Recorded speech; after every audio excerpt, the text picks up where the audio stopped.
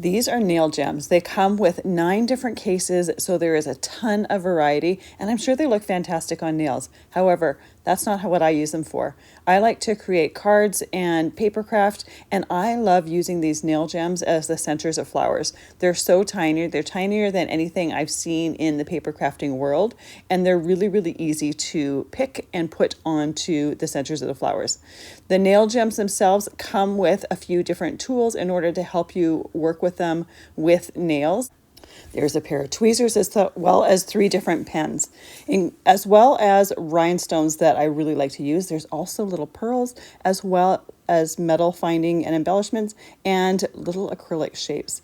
These are fantastic, I'm sure, for doing your nails, but they are amazing to use with cards. I love the little pearls that have the gold around the edges. It's just such a nice detail, and you can get really creative with the large selection. And even with the large selection, there's a lot of each one of those gems in there, so these are going to last quite a while.